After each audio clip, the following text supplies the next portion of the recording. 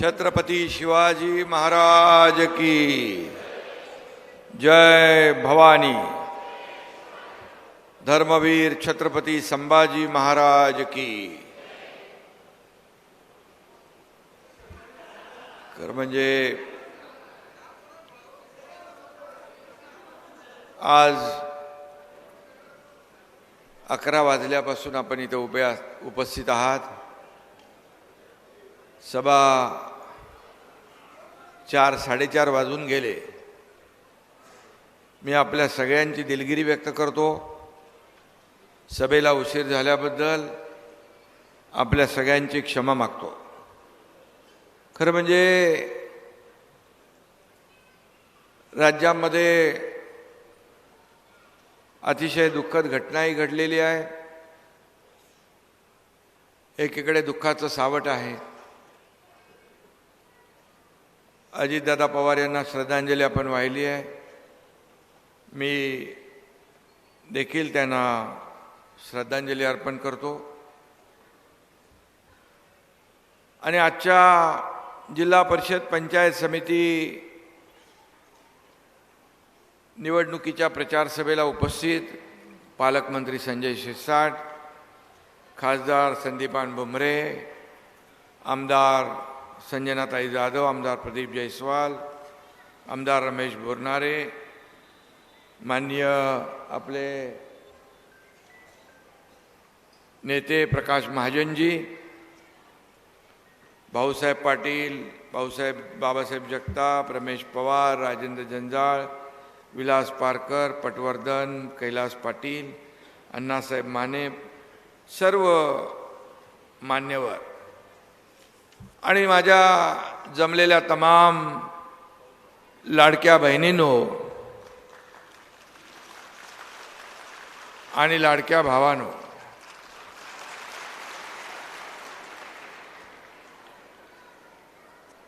या अतिशय कठीण काळात देखील आपल्याला प्रचाराच्या सभा घ्याव्या लागतात। कारण निवडणूक जाहीर झालेली आहे। निवडणुका टाळता येत नाहीत। आणि या जाहीर सभांना देखील कार्यकर्त्यांचा आग्रह, ह्या कार्यकर्त्यांच्या निवडणुका आहेत। नेत्यांच्या लोकसभा विधानसभेच्या निवडणुका झाल्या। आता आम्हाला याच कार्यकर्त्यांनी निवडून दिलं, तुम्ही सगळ्यांनी निवडून दिलं। आणि आता कार्यकर्त्यांच्या निवडणुकांमध्ये देखील कार्यकर्त्यांच्या अपेक्षा असतात की आपल्या नेत्यांनी, खासदार, आमदारांनी, मंत्र्यांनी आमचा प्रचार केला पाहिजे। आणि म्हणून कार्यकर्त्यांना देखील वाऱ्यावर सोडता येत नाही। आणि म्हणून आजची ही सभा देखील आपण करतोय। काही सभा आपण रद्द केल्या आणि मग अतिशय साधेपणाने प्रचार आपण करतोय। कुठले हारतोरे नाही, काय नाही। आणि कुणावरही टीका होईल असं वक्तव्य नाही, कुणाच्या भावना दुखावल्या जातील असंही कुणी बोलू नये, अशा प्रकारचा आपला या प्रचाराचा भाग आहे। परंतु जिल्हा परिषद आणि पंचायत समित्या या निवडणुका ज्या आहेत, या निवडणुका ग्रामीण भागासाठी अतिशय महत्त्वाच्या आहेत। हे आता देवगाव रंगारी आहे ना, इथं आपल्या ताईचं कन्नड, वैजापूर आणि गंगापूर या तिन्ही तालुक्यातले सर्व पदाधिकारी आणि उमेदवार आणि कार्यकर्ते इकडे उपस्थित आहेत। मी खरं म्हणजे आपल्याला एवढंच सांगेन, हे देवगाव आहे आणि देवाचा आशीर्वाद शिवसेनेलाच आहे, देवाचा आशीर्वाद धनुष्यबाणालाच आहे। आणि एवढ्या मोठ्या संख्येने माझ्या लाडक्या बहिणी उपस्थित आहेत। अगदी नजर पोचत नाही तिथपर्यंत आहेत। इकडे लाडके भाऊ आहेत, तिकडे बाहेर पण उभे आहेत। आणि म्हणून मी नेहमी सांगतो, ज्या उमेदवारांच्या पाठीशी महिला त्यांचा मतपेटीत नंबर पहिला। 100% मी हे का सांगतो, विधानसभेच्या निवडणुकीमध्ये देखील मी अनुभव घेतला।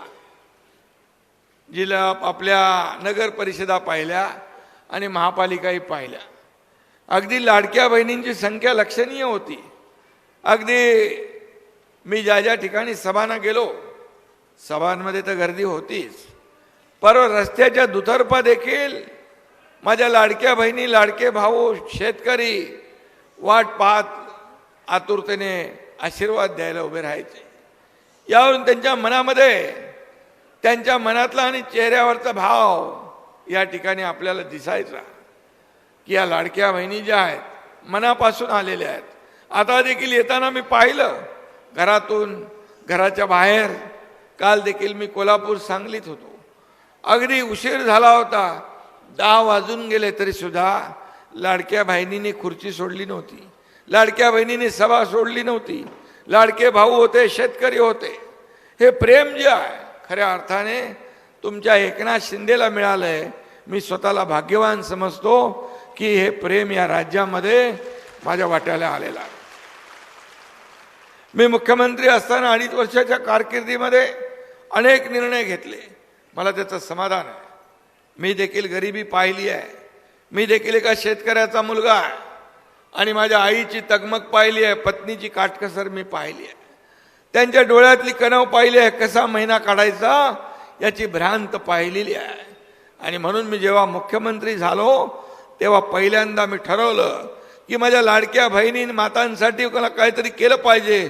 आणि त्यातूनच मुख्यमंत्री माझी लाडकी बहीण योजनेचा जन्म झाला आणि मुख्यमंत्री माझी लाडकी बहीण योजना सुरू झाली. लोक विरोध करत होते. लोक म्हणाले कसं होणार, 45,000 कोटी रुपये वर्षाचा खर्च आहे. बोले कसं देणार तुम्ही? अरे बोले देणार म्हणजे काय, निर्णय घेतलाय, घेणार, माझ्या लाडक्या बहिणींना देणार म्हणजे देणार. आणि निर्णय झाला. काही लोक कोर्टात गेले, काही लोकांनी विरोध केला, काही लोक बोले चुनावी जुमला आहे, ह्या निवडणुकीतल्या घोषणा आहेत. परंतु मला अभिमान आहे, नुसत्या चुनावी घोषणा नव्हत्या, चुनावी जुमला नव्हता, मनापासून निर्णय घेतलेला हा एकनाथ शिंदे तुमचा भाऊ मुख्यमंत्री म्हणून होता. आणि म्हणून ती योजना सुरू झाली, योजना चालू झाली, खात्यात पैसे पडू लागले, माझ्या लाडक्या बहिणींना आधार मिळाला. काय एवढा मोठा आहे? का सरकारने करू नये? सर्वसामान्य लाडक्या बहिणींसाठी का करू नये? लाडक्या भावांसाठी का करू नये? का त्यांना आधार देऊ नये? आज मी अनेक गोष्टी बघतो, अनेक काही लाडक्या बहिणी आपल्या परिवाराचा प्रपंचाला हातभार लावतात. कुणाचं औषध पाणी असेल, मुलाचं शिक्षण असेल, कुठलं ऑपरेशन असेल ते करतात. काही लाडक्या बहिणी एकत्र येऊन छोटा मोठा व्यवसाय करतात. अनेक सक्सेस स्टोरी या राज्यामध्ये आपण पाहतोय. आणि कोणतरी म्हणाला मगाशी, तुम्ही किती 1,500 का देता? कोण म्हणाला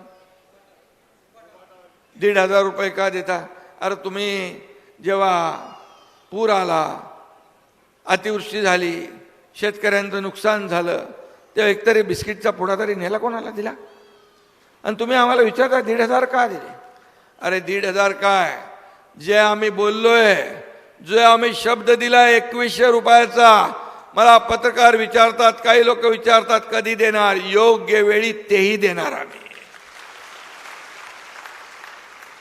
तेही देणार. आम्ही जे जे वचननाम्यात बोललोय ते पूर्ण करणार. त्याचबरोबर वचननाम्यामध्ये देखील महायुतीच्या शेतकऱ्यांची कर्जमाफी देखील आम्ही शब्द दिलेला आहे. आणि मला आनंद, मला समाधान आहे. एक बैठक झाली आहे मुख्यमंत्री आणि आमची. मी आपल्याला सांगतो, योग्य वेळ आली, या शेतकऱ्यांचा कर्जमाफीचा निर्णय देखील महायुती सरकार घेतल्याशिवाय राहणार नाही. अरे आम्ही जे बोलतो ते करतो, त्याला हिम्मत लागते, धाडस लागतं. 45,000 कोटी रुपये माझ्या लाडक्या बहिणींच्या योजनेसाठी खर्च होतात. कधी परवा पेपरमध्ये वाचलं की लाडक्या बहिणींच्या योजनेमुळे काही लोकांनी, कॅगनी त्याच्यावर काहीतरी ताशेरे ओढले.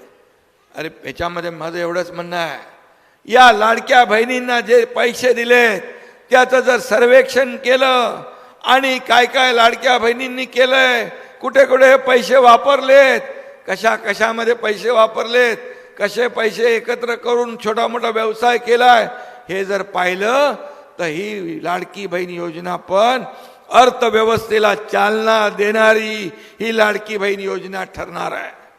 एका गावात मी गेलो होतो. एका गावामध्ये गेल्यानंतर एक कुटुंब होतं, एक वयस्कर, आपल्या आजोबा आजी होत्या. मग काय झालं, काय करताय? बोले 1,500 रुपये आम्हाला मिळतात आणि आम्ही भात पिकवतो, नाचणी पिकवतो आणि त्या 1,500मध्ये मिरची, मीठ, मसाला, तेल आणतो. काय काय सरकारचं काम नाही. सरकार कुणासाठी आहे? गोरगरिबाला न्याय द्यायचा नाही का? फक्त आणि फक्त धनदांडग्यांच्या मागे उभा राहायचं. आणि म्हणून ही जी काही पोटदुखी निर्माण झालेली आहे, ही पोटदुखी जी आहे, त्यांना वाटलं नव्हतं की ही लाडकी बहीण योजना सुरू राहील, सुरू होईल. अनेक लोक कोर्टात गेले, खोडा घातला. माझ्या लाडक्या बहिणींनी त्यांना चांगला जोडा दाखवला आणि 232 जागा आतापर्यंतच्या महाराष्ट्राच्या इतिहासामध्ये कधी विधानसभेच्या 232 जागा आल्या नव्हत्या. या माझ्या लाडक्या बहिणींचा चमत्कार, लाडक्या भावांचा चमत्कार म्हणून 232 जागा निवडून आल्या. मी मुख्यमंत्री असताना लाडकी बहीण योजना केली. तुम्हाला मी सांगतो, सगळ्यात आवडती योजना माझी कुठली असेल ते लाडकी बहीण योजना. मी त्याचे एक एक उदाहरणं बघतोय, अनेक सक्सेस स्टोरी आहेत. आणि म्हणून मी आपल्याला सांगतो, कोणी काही अफवा पसरवल्या तरी लाडकी बहीण योजना कधीही बंद होणार नाही. हा शब्द आहे आमचा. लेक लाडकी लखपती योजना केली. एसटी मध्ये 50% सवलत देण्याचा निर्णय आम्ही घेतला. एका मुलीने शिक्षणासाठी आत्महत्या केली. मी मुख्यमंत्री असताना टीव्हीवर बातमी पाहिली, रात्री 12:30 वाजता एका मुलीने आत्महत्या केली. उच्च शिक्षण, इंजिनिअरिंगचं शिक्षण घेत होती. 50% फी सरकार भरत होतं, 50% पालकाने भरायचे होते. त्या मुलीला वाटलं माझा बाप आत्महत्या करेल म्हणून तिनेच आत्महत्या केली. अतिशय दुर्दैवी, मनाला चटका आणि वेदना लावणारी घटना घडली. मी संवेदनशील आहे, माणूस आहे आणि मी मुख्यमंत्री होतो. मी तात्काळ आठवड्याच्या आतमध्ये निर्णय घेतला. 50% नाही, 100% फी माफ करण्याचा निर्णय घेतला उच्च शिक्षणासाठी. सरकार कुणासाठी आहे? सर्वसामान्यांचं सरकार आपण म्हणतो. मग आमच्या राज्यामध्ये जर मुली शिक्षणासाठी आत्महत्या करत असतील त्याचा काय उपयोग आहे? काय राज्यकर्त्यांचा आणि आमचा उपयोग आहे? आणि म्हणून हे सर्वसामान्यांचं, गोरगरिबांचं सरकार आहे. गोरगरिबांचं सरकार. आणि म्हणून या गोरगरिबांच्या सरकारमध्ये आम्ही या योजना सुरू केल्या. अनेक योजना सुरू केल्या. किती योजना आम्ही सुरू केल्या त्याचं जर वाचायला गेलो तर वेळ पुरणार नाही. परंतु प्रत्येक योजना सर्वसामान्य गरिबासाठी घेतली.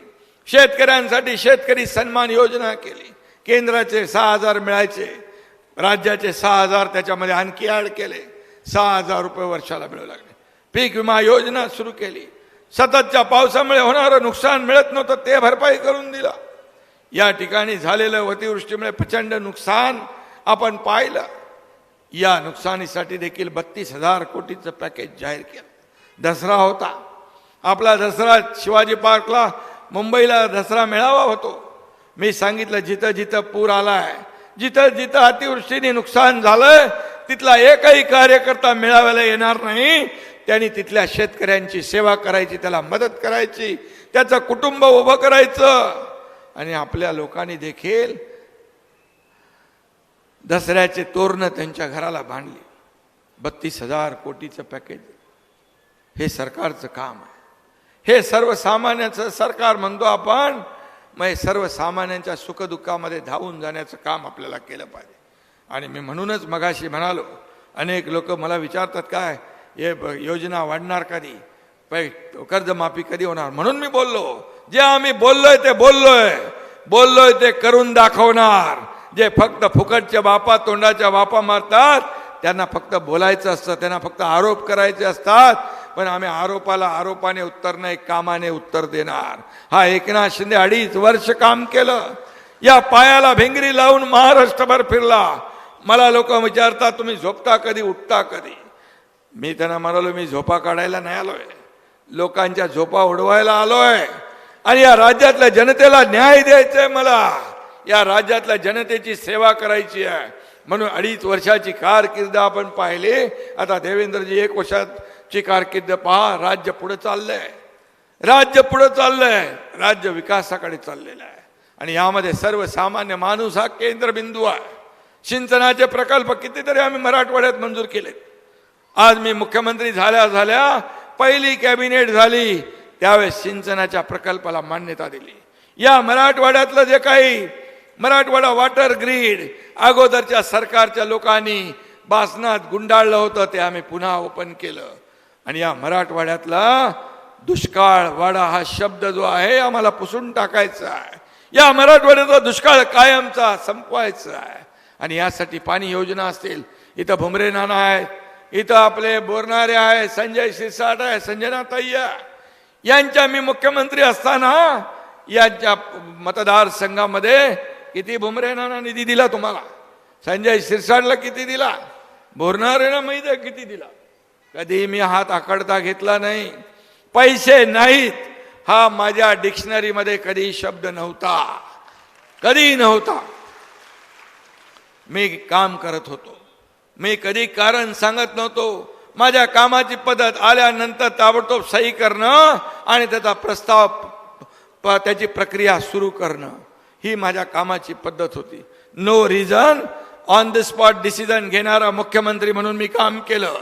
आणि मला आठवतंय अजितदादा आज आपल्यामध्ये नाही आहेत, पण एकदा बोलता बोलता अजितदादा स्वतः म्हणाले, आमचे 4 चौघं आम्ही बसलो होतो, ते म्हणाले आतापर्यंतच्या महाराष्ट्राच्या इतिहासामध्ये सगळ्यात जास्ती सह्या करणारा मुख्यमंत्री कोण, तर त्याचं नाव एकनाथ शिंदे. मला अभिमान आहे, मला त्याचा अभिमान आहे. अरे माझ्याकडे लोक यायचे मुख्यमंत्री सहायता निधीमधून पैसे घ्यायला, ताबडतोब मी पेन काढून सही करायचो. जवळपास 70 ते 80 हजार रुग्णांना 450 कोटी रुपये दिले. पूर्वीच्या सरकारमध्ये असणाऱ्यांनी 2.5 वर्षात 3 कोटी रुपये दिले होते. एकनाथ शिंदेनी 450 कोटी रुपये दिले. हे जनतेचे पैसे आहेत, हे सर्वसामान्यांचे पैसे आहेत, हे लोकांचा जीव वाचवण्यासाठी पैसे आहेत. हे पैसे ठेवायसाठी नाहीत, हे पैसे लोकांचा जीव प्राण वाचवण्यासाठी. ते काम आम्ही केलं आणि म्हणून आम्ही गरिबी पाहिली आहे. लोकांमध्ये गेलोय, बांधावर गेलोय, शेतावर गेलोय. अगदी एरशाळवाडीची दुर्घटना घडली तिथं देखील एकनाथ शिंदे गेला. जिथं जिथं आपत्ती तिथे शिवसेना, जिथे संकट तिथं शिवसेना. आणि संकट आला तिथे एकनाथ शिंदे कधी थांबला नाही, पोचला तिकडे, लोकांची मदत केली. कारण जेव्हा मुख्यमंत्री जातो तेव्हा सगळ्या यंत्रणा अलर्ट होतात, यंत्रणा काम करतात आणि लोकांना तात्काळ मदत मिळते, लोकांचे जीव वाचतात. हे काम करण्याची माझी पद्धत आहे. आणि म्हणून मला काय मिळालं यापेक्षा या महाराष्ट्राच्या तमाम जनतेला काय मिळालं हे बघणारे आम्ही लोक आहोत. किती प्रॉपर्टी कमवली, किती संपत्ती कमवली, किती पैसा कमवला, यापेक्षा किती माणसं कमवली आणि किती माणसांचं प्रेम कमवलं हे माझ्यासाठी महत्वाचं आहे. आणि म्हणून शिवसेना चांदा ते बांधापर्यंत पसरतीये. आज अनेक लोक शिवसेनेमध्ये येतात, अनेक लोक शिवसेना सोबत करतात, शिवसेनेच्या सोबत येतात. प्रकाश महाजन इकडे बसलेले आहेत, अतिशय अभ्यासू माणूस. का आले? कितीतरी लोक आले. आताही काही प्रवेश मला सांगितले बोरणारेजींनी. काल देखील कोल्हापूरमध्ये, सांगलीमध्ये प्रवेश झाले. कशासाठी होतात? कारण दिलेला शब्द पाळणारा एकनाथ शिंदे आहे, दिलेला शब्द पाळणारा एकनाथ शिंदे आहे, शब्दाला जागणारा एकनाथ शिंदे आहे. म्हणून 2022 मध्ये या सर्वसामान्य कार्यकर्त्यावर, पण बाळासाहेबांच्या विचारांचा कार्यकर्ता, आनंद दिघे साहेबांच्या विचारांचा कार्यकर्ता, या एकनाथ शिंदेवर 50 आमदारांनी भरोसा ठेवला, विश्वास ठेवला. आणि यामध्ये व्यासपीठावर इथं बसलेले आमदार आहेत. महाराष्ट्राच्या इतिहासामध्ये एक क्रांती घडली. महाराष्ट्राच्या इतिहासामध्ये सर्वसामान्य माणसाच्या मनातलं सरकार आम्ही आणलं. आणि ते जर सरकार आलं नसतं 10-20 वर्ष आपण मागे गेलो असतो. 2.5 वर्षात केलेलं काम माझ्या डोळ्यासमोर आहे. आता 3.5 वर्षात काम जे होतंय ते आपल्या समोर आहे. टीम म्हणून आम्ही काम करतोय. आमचा अजेंडा एकच आहे, विकासाचा अजेंडा आहे. सर्वसामान्य माणूस आमचा केंद्रबिंदू आहे. शेतकरी आमचा केंद्रबिंदू आहे. युवक आमचा केंद्रबिंदू आहे. माझी लाडकी बहीण आमचा केंद्रबिंदू आहे. या लाडक्या बहिणींना देखील स्वतःच्या पायावर उभं करायचं आहे. आम्हाला स्वतःच्या पायावर उभं करायचं आहे. आणि या लाडक्या बहिणींना देखील आम्हाला लखपती झालेलं बघायचं आहे. लखपती झालेलं. फुकटचे एकनाथ शिंदे कधी बोलणार नाही. जे बोलणार ते जे होणार आहे तेच बोलणार. जे होणार नाही ते बोलणार नाही. आणि म्हणून या महाराष्ट्रामध्ये पद येतात जातात, पुन्हा येतात. सत्ता येते, सत्ता जाते, पुन्हा येते. नाव गेलं की परत येत नाही, बाळासाहेब सांगायचे. आणि म्हणून मला या महाराष्ट्रातल्या करोडो करोडो लाडक्या बहिणींचा लाडका भाऊ ही मिळालेली ओळख सगळ्या पदांपेक्षा मोठी आहे. माझ्यासाठी सगळ्या पदांपेक्षा मोठी आहे. आणि म्हणून मी आपल्याला एवढंच सांगतो की येणाऱ्या ज्या निवडणुका आहेत, या येणाऱ्या निवडणुका आपल्या विकासासाठी आहेत. मगाशी संजनाताईने काय सांगितलं हॉस्टेलचं, ते तर ह्याच्याकडेच आहे, संजय शिरसाटकडे आहे ना काम. ते लगेच दे ना त्या ताईला हॉस्टेल.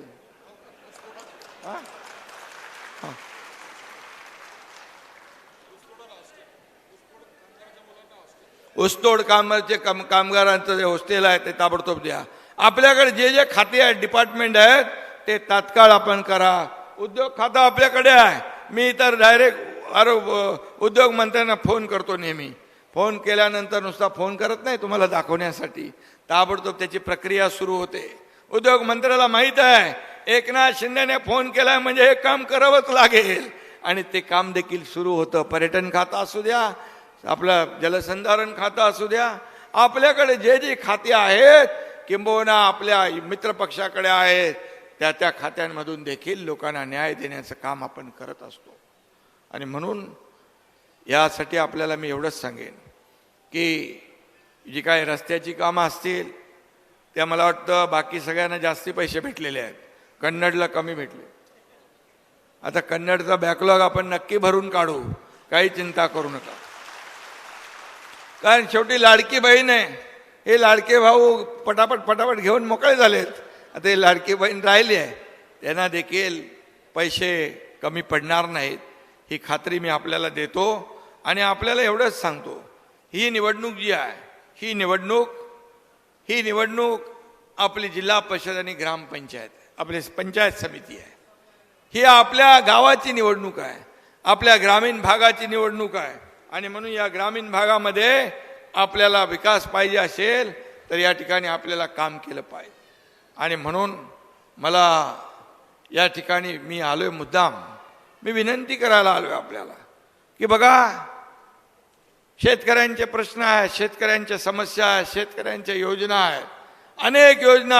आपण ज्येष्ठांना एसटी मध्ये मोफत सवलत दिली, प्रवास मोफत केलाय, अनेक योजना केल्यात. कुठल्या योजना बंद होणार नाही. महाराष्ट्र मोठं राज्य आहे, महाराष्ट्र पुरोगामी राज्य आहे, महाराष्ट्र देशामध्ये नंबर 1चं राज्य आहे. आणि त्यामुळे केंद्राकडून देखील आपल्याला मदत मिळते. आपण देखील परवाचं कालचं बजेट देखील पाहिलं.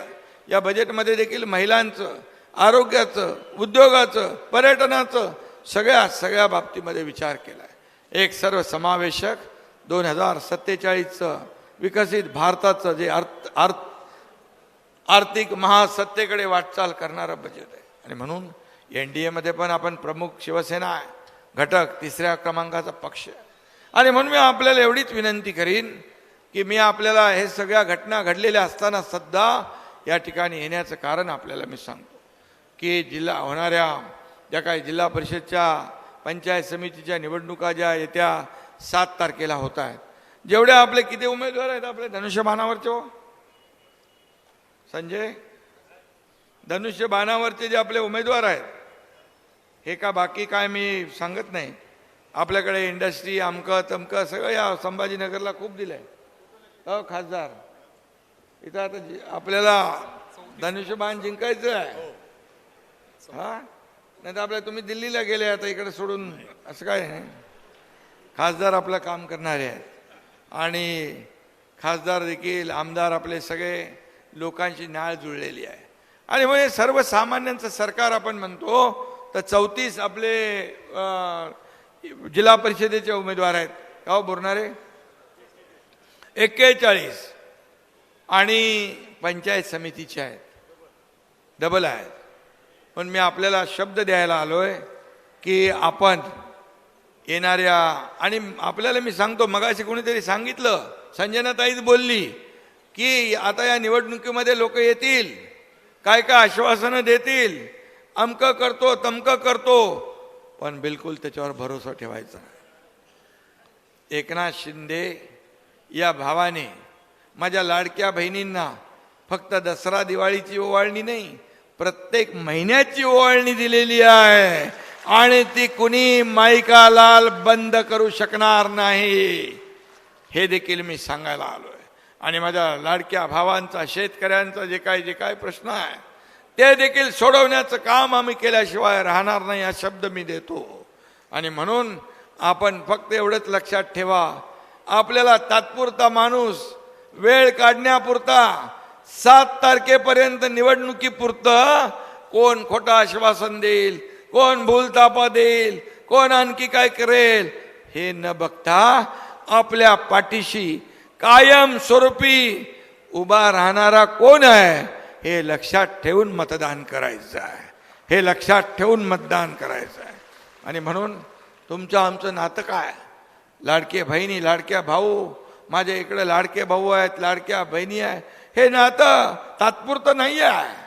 आज मी जातो तिथं काही राख्या बांधतात काही ओवाळण्या करतात लाडक्या बहिणी त्यांच्या चेहऱ्यावर जो आनंद आहे हा आनंद बघितल्यानंतर मला 2.5 वर्षाचा मुख्यमंत्री पदाचा कारकीर्द आठवते. घेतलेले निर्णय किती योग्य आहे याचं समाधान आणि आनंद मिळतो. आणि म्हणूनच जे धनुष्यबाणावरचे उमेदवार या भागात सगळे धनुष्यबाणाचं वाटतं ना गाव खासदार या आपल्या तिन्ही तालुक्यामध्ये धनुष्यबाणाचे उमेदवार आहेत. आणि म्हणून येत्या 7 तारखेला धनुष्यबाणासमोरचं बटन दाबून आपण या सर्वच्या सर्व उमेदवारांना विजयी करा अशा प्रकारची विनंती मी आपल्याला करायला आलेलो आहे. धनुष्यबाणाचं मत म्हणजे विकासाला मत धनुष्यबाणासमोरचं मत म्हणजे कामाला मत. आणि म्हणून बाणाला मत म्हणजे तुमच्या एकनाथ शिंदेला मत अशा प्रकारची विनंती मी तुम्हाला करतो. आणि तुम्हाला एवढंच सांगतो या संपूर्ण ह्यात जर तुम्हाला संभाजीनगर हा ऐतिहासिक शहर आहे मुंबई ठाण्यानंतर या संभाजीनगरवर बाळासाहेबांनी प्रेम केलं आणि बाळासाहेबांचा भगवा या संभाजीनगरवर फडकला मुंबई ठाण्यानंतर. आणि पुन्हा तुम्हाला या संभाजीनगर जिल्हा परिषदेवर भगवा फडकवायचा असेल तर या ठिकाणी सर्वच्या सर्व उमेदवार आपल्याला निवडून दिले पाहिजे आणि या संभाजीनगरच्या जिल्हा परिषदेवर विकासाचा भगवा या ठिकाणी डौलाने फडकवा. तुम्हाला निधी कमी पडणार नाही हा शब्द मी आपल्याला देतो की कुठल्याही परिस्थितीमध्ये विकासाला निधी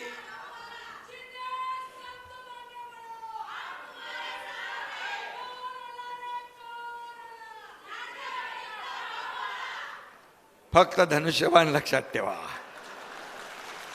फक्त धनुष्यबाण लक्षात ठेवा.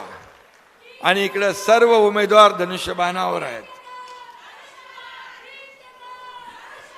जोरात लाडक्या बहिणी आहेत माझ्या.